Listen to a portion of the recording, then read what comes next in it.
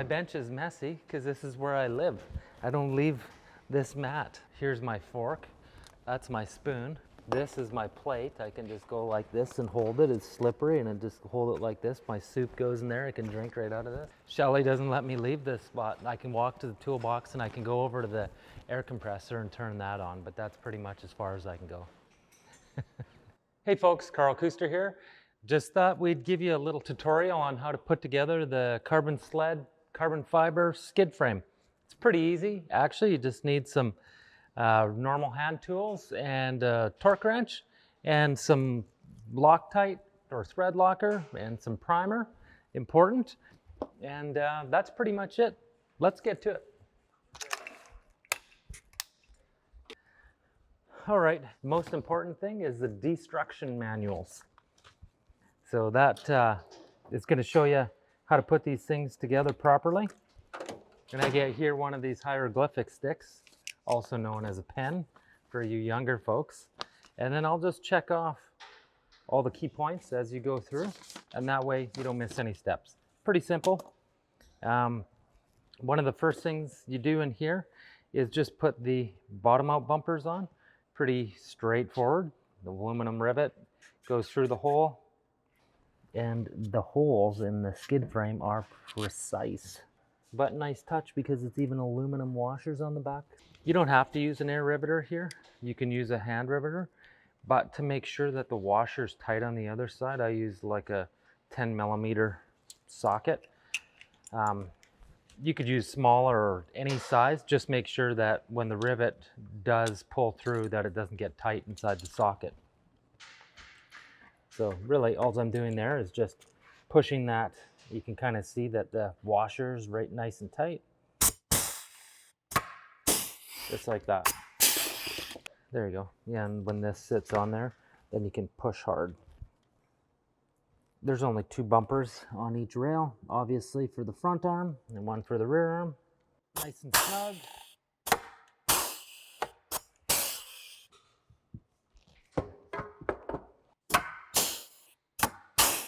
All right, the hard part's done. We can go for lunch now. You can start. You could go like this and just loosely get the rear axle kind of in place. What I do here, it's important that whatever, if you're using Loctite or Permatex or whatever, use the right primer with the right locking compound. This stuff has a green dye in it as well. And when it's a really important with anodized aluminum. So even clear anodized aluminum, it's important to have primer because the Loctite will not work in aluminum or anodized aluminum. So similar with titanium as well. So you don't have to douse it, just a little bit on there. And you can see it turns green. So, and it doesn't take very long to dry. Really probably a couple seconds. And what I do on this particular axle is I put together enough of these ones now that I think it's about 4 threads that stick through. And I'll put the left hand, I'm right-handed, so when I work on the axle, I always make sure put blue Loctite on the right-hand side. That way it's only this side that breaks loose, and the left-hand side I actually use red Loctite, so this side never comes loose. And then I index these nice little aluminum spacers so the carbon sled is up, and then that way I know if I look at the skid frame, I can look at it quickly and see if anything's out of place just by how it's indexed. So, and these are all lock nuts in there as well, but it doesn't hurt to have a little extra Loctite in there. So that would go like that. This in there, let's put the wheels on. Put the circlips for the retainers, bearing retainers, go to the inside. But I'm just gonna basically, now that my Loctite is sitting in there, I'm gonna put it in the rail like this. Put that on. Slide through the rear axle, stick the other piece on, and it'll be blue that goes on that side, and I'm sticking 2 threads out at least on that side. 3. So look at that, just like I kind of figured. And I'll just take this and actually mark, index the bolt and the stud so you can see that it's red. So that way I know red Loctite's on that side. And also if it loosens, I'll see the paint is moved. So for right now, I'm going to pop those back wheels back off. This goes in here like that. We'll just dry fit this rear axle. That goes in like that. This goes in here. That just kind of holds the back level. Now we'll go over and start at the front. I usually get an assembly line going on here. I've primed these ones already and prime anodized aluminum. So you might, for sure, it's imperative you prime that. So those ones are already pre-done. And then I'll just go around and start pre-priming. Basically, you're priming both threading surfaces or threaded surfaces. One of the other things you'll see on your front arm is there's 2 sets of O-rings. So if you're running Fox shocks, which we are, then you run the thin O-rings, and then you look in the Fox packaging. There's 2 little sleeves in here, and those will go on like this. So you can take that off, get rid of the big ones. The sleeve goes right against the shock, like that. So then shock goes on, slides right into the middle like that. So you can feel the sharp edge on the aluminum sleeve. I put that in, it'll seat that. These are the 2 thicker O-rings that you do not use for the Fox shocks. Using the thin one. So that's what the assembled piece should look like. It'll show you that right here inside of the instructions as well. And then circlips in the wheels go to the inside like that, and away you go. Go like that. That'll sit here. You can basically, so you're ready to go, is just start priming all the bolts and all the threads front to back. I just kind of lay them out like this as they go in the skid frame.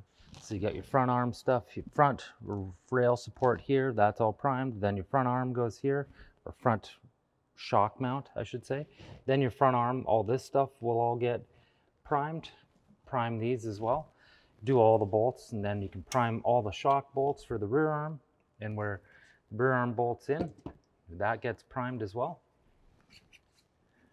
And just kind of prime everything first, and then that way when you're putting it together, it's faster that way, because everything's completed. So it's a priming party. Nice touch inside of here. Look at that little tiny O-ring to seal it up. They did such a nice job of putting these together, and the quality is top notch. On here, we've kind of assembled the bottom part of the shock. We knocked the air out of these things as well, just to make them easier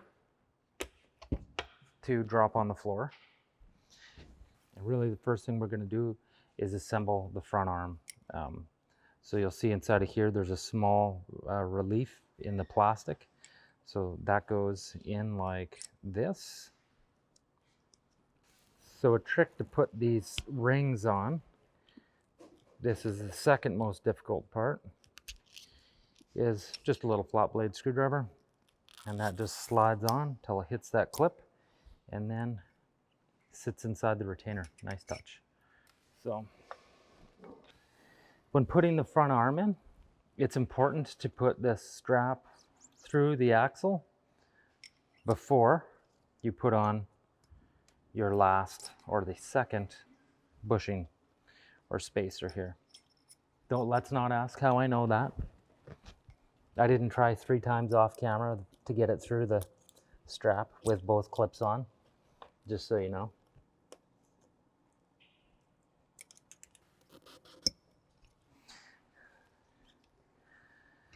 Okay, so that's that.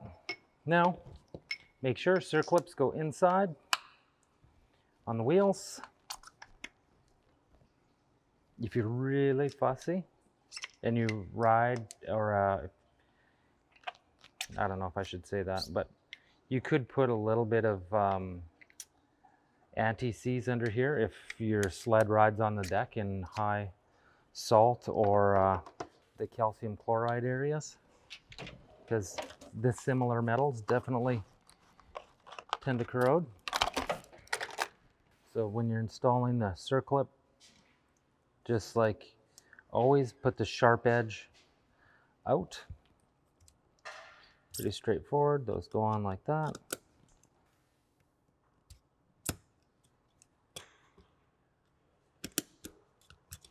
And I'm fussy, so I'll index both of those circlips up. So when I'm looking in the skid frame, I can always see them. So everything's pre-primed. One little tip you could do is make sure the bolt goes through nice and easy. That way, some of the holes they're very precision, and you don't need a ton on there. You can just go like this, a couple drops, and I usually a little more like this. And when you prime it, it bites hard like it's supposed to.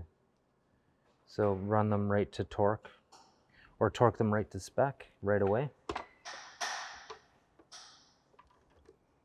So that threads in like that. One tip about titanium too is it does not like impacts. So don't use your impact thinking you're going to save some time.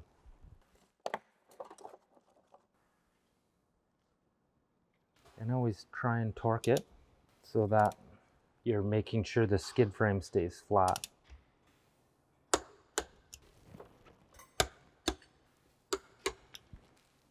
Okay, once the front arm is tight, you can see the skid frame's nice and level, doesn't rock. From there we can put our front shock in. Just give them a little tap because there's a negative spring in there, it's called. It might have just a touch of stiction. So make sure that when you are dumping the air in these shocks, that you're doing it out of the Schrader valve that is for the air chamber.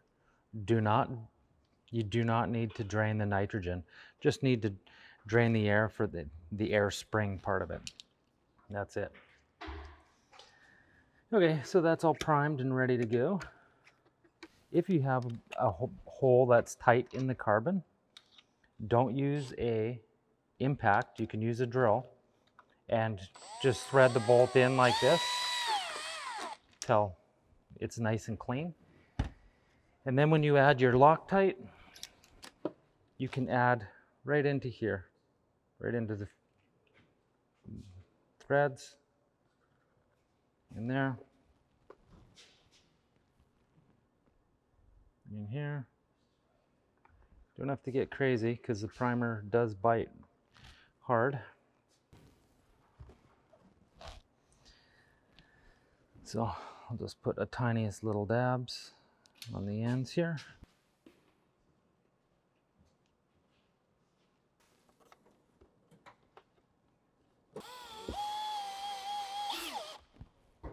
Crazy how fast the thread locker works. No, it's just snug. Okay, front arm. Now these are also already primed. So when you're putting the front arm in, make sure that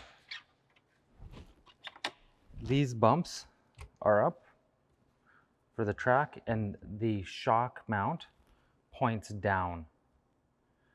And the shock will have the body on the right-hand side of the machine. So think on the exhaust side. The manual shows a good, or the instructions show a good picture of that. And there's also a little stainless shim inside of here. It is a little bit tough to get inside of there. I'll show you that in a second. But for here, you'll see in the instructions, right on the very first page, it'll show you the orientation that these bumps are actually up and the swooped part goes down. So it sits like that.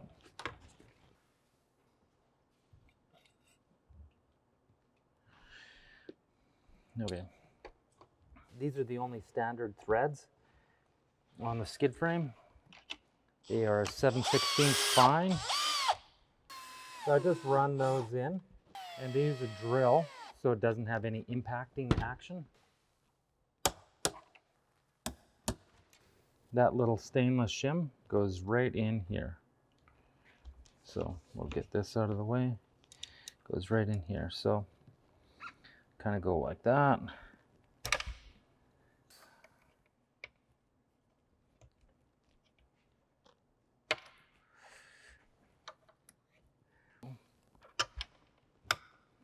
There we go. A little bit of red on there. Like that.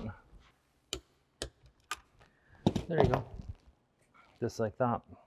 So one little trick that I like to do is, that's just for my frame of mind, is I'll mark the bolt and the threads so I can see that if they've moved at all.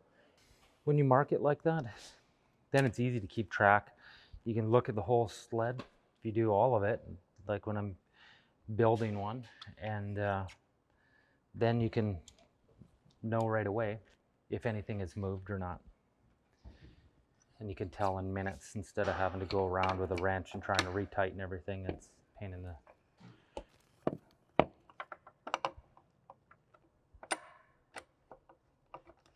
And the rear arm in here, there's no direction as far as front or back. You can go, it's completely symmetrical. So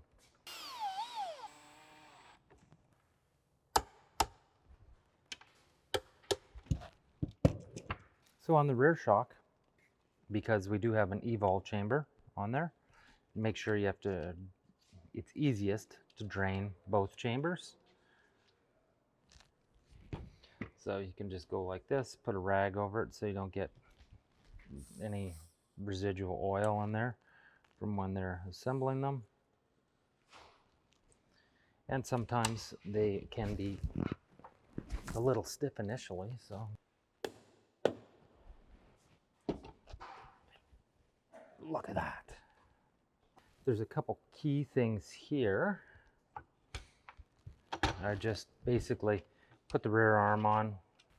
So make sure you put your spacers that are already on the arm, both sides. I'll just put that on, oops.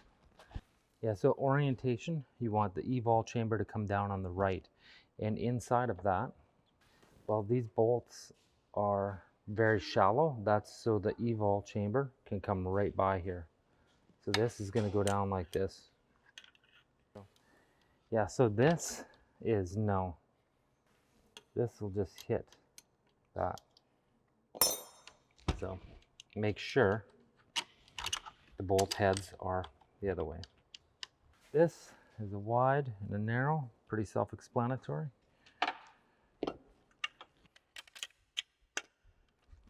That, a bit of red Loctite, like that. I'll mark the bottoms of these ones, anything that's up high, so you don't have to stick your head totally underneath.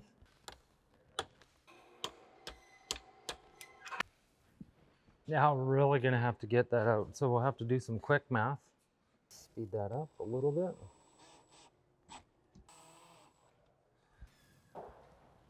Boom, like that. We'll just run this in close and no impact. The drill works okay, but be very gentle. You don't want to even do that. Boom. 96. This is the scratchers. These are aggressive scratchers.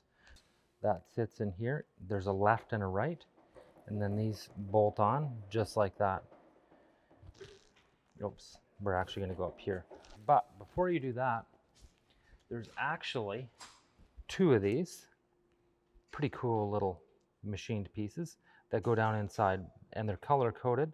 So the right one, if you're sitting on a sled, is the black anodized one, and this one is just clear anodized. And they thread in just like that. Goes all the way through, and then you want it to just be about right here. You can see that it comes flush, and it can come right out like this, so you can start it that way if you want.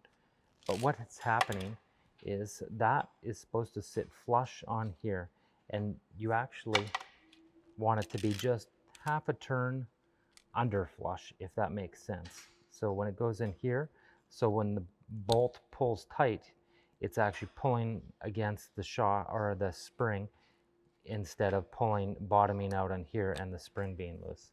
So with that said, you can kind of get this started like this, and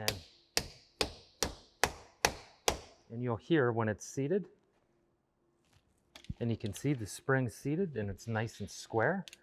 And then you should be able to rotate this in, and you'll feel when it bottoms out against a plastic, and it was a little bit tight. So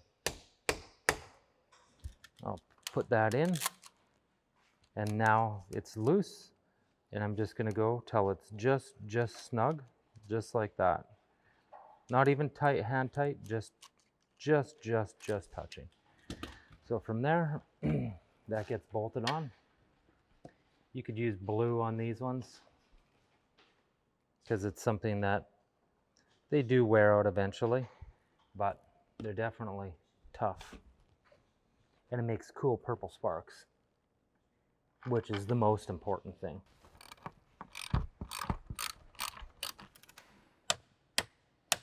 Just like that. These guys, small little bolts. So blue is all you need on here. Like that. 96 foot-pounds. And you want to index the little tang up here. You can see that. And you want to put that at probably the 130 position. I'd say, yeah, between 1 and 2. And you can use these wheels. Hey, killer. Off your, this is my helper. Yeah. Odin, 15 millimeter wrench, buddy. Can you pass it? Oh, good, thanks. But what we're gonna do first, now that I really think about it, is let's put the sliders on. So now if you don't have a hair saw, you could use a hacksaw.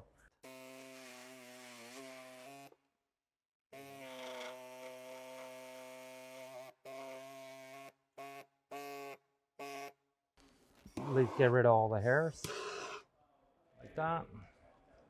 Put your circlips to the inside. Circlips to the inside.